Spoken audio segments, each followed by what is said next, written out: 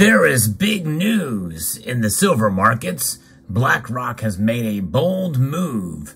And we're going to discuss what they are doing and what their motivation could be. That's the most important thing as we explore.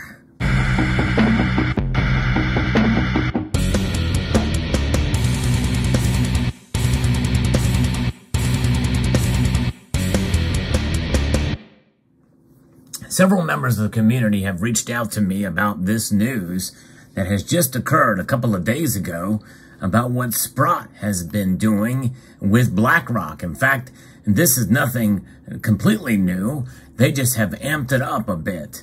On May the 12th, BlackRock Incorporated filed a 13F-HR form disclosing ownership of 20,588,235 shares of Sprott Physical Silver Trust.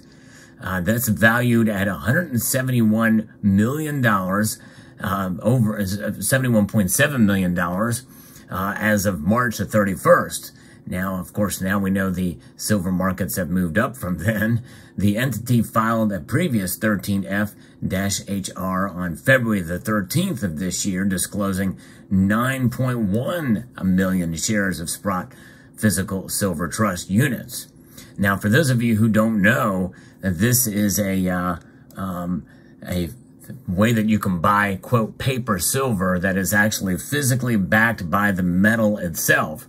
In other words, for every one of those shares you get, whatever representation it has, you're going to get the physical silver, or you're going to get represented the physical silver. This is the kind of silver you should buy if you're not going to actually take hold of the physical. And I don't know what the process is to actually cash out to get your silver from the Sprott-owned Physical Silver Trust. But it is interesting. There's a chart that we can see that shows the buying, and they've more than doubled in this most recent purchase there. So this is a pretty big deal.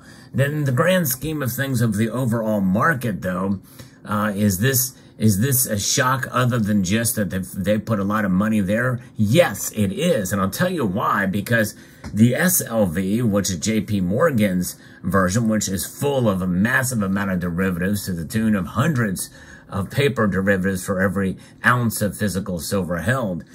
And they can do that because they're the biggest, they're the best, and they're also the most diluted. In other words, there's so many players in that realm, and there's not as many in the PSLV. And so I think BlackRock is positioning themselves as, and I think part of the motivation very well could be because it's pretty much a done deal with SLV, and if they were to make the same move there, it wouldn't have nearly the impact. It wouldn't have nearly the impact as it would be here. Now, do I think that BlackRock wants to get physical silver in hand? Heck no, they don't. If they wanted to do that, they'd go out to APMEX or other places and buy 1,000-ounce bars or whatever, what have you. If they wanted to actually take physical delivery, we would not be hearing about this. We would be hearing about mystery buyers from a bunch of different bullion dealers. In fact, we did hear about a mystery buyer that supposedly bought, $50 million worth of gold and silver, mostly silver eagles, by the way, which was kind of a foolish errand because that was the massive premiums for those coins was through the roof. I think it was like 900,000 silver eagles as part of that order, but we've got no really actual confirmation that actually happened. Whereas this case, this is something that they have done. They put this out there. If they were to try to take delivery of that silver, well, that would be a different story. I doubt they're going to do it. They just want exposure, but it's the type of exposure. Now, this represents a change in shares of 124.35% during the quarter. And the current value of the position is now, at least as the writing of this piece here, at about, that's from Fintel, of 165.5 million bucks for this. And so there it is. So that's a fascinating story here that BlackRock is making this move. What could their motivation be? again, I think the SLV, they may have felt it's oversaturated. They wanted to get something that has backing by physical. One can make that argument that, hey, they want to get something that's real, that is actually backed by the physical. But in the world of the markets, I don't think really many people care. I think really the motivation is probably much more larger and sinister, actually. I think, if anything, they may be wanting to try to compete with JP Morgan, or maybe just get it from the other side, and maybe try to suppress the price of silver. Yeah, you heard right. Me. I'm actually making that claim that could possibly be what they're doing.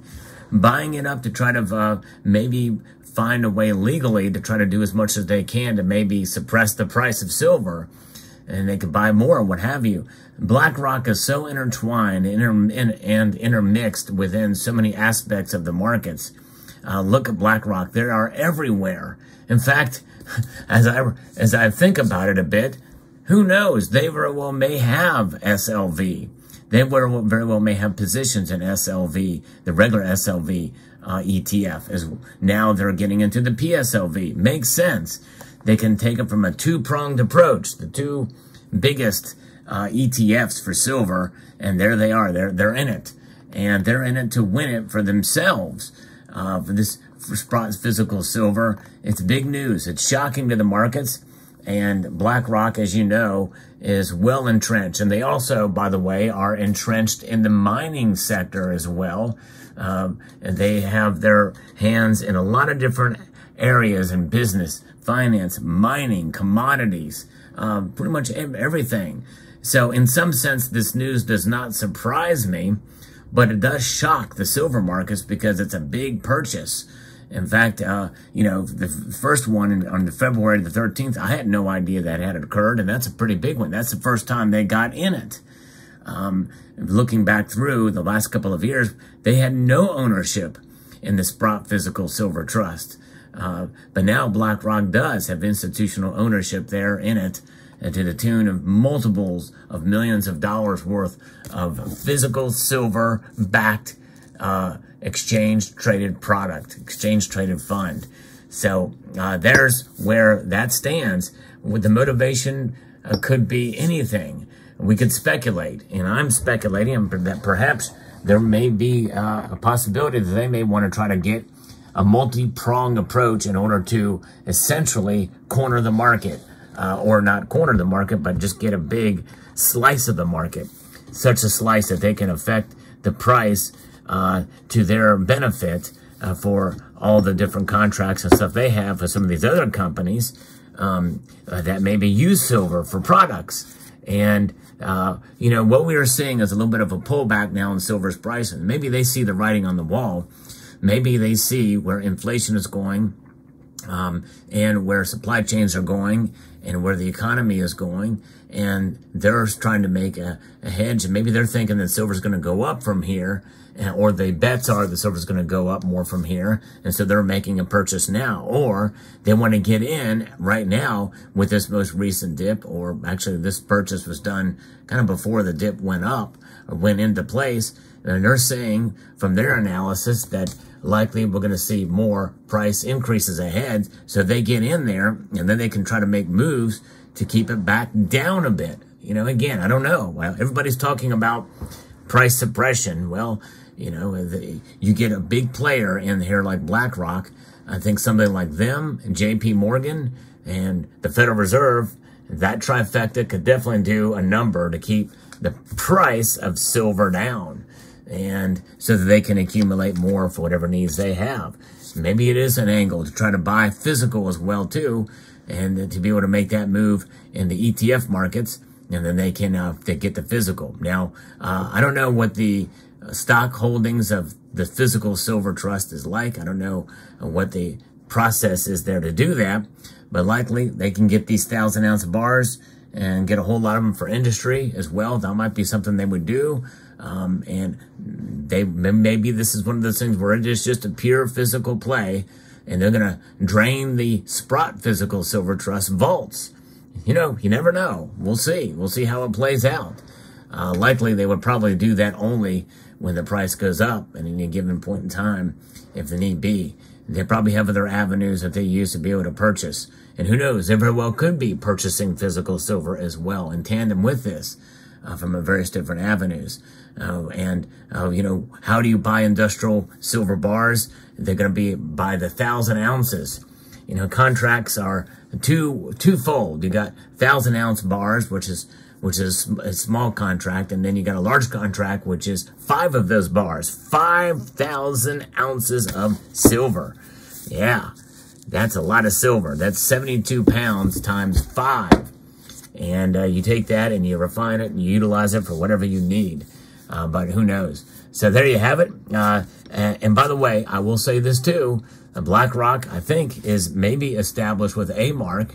A-Mark Precious Metals owns JM Bullion and a myriad of different bullion and precious metal dealers, refineries, and the like. So they are interconnected, folks. So there you have it. So let's just see what happens. We're going to watch what happens here and see where it plays. But let me know what your thoughts are. Fascinating news, indeed. I'd like to extend a multitude of gratitude to each and every one of you for taking the time to watch, and to encourage you to please rate, share, comment, and subscribe.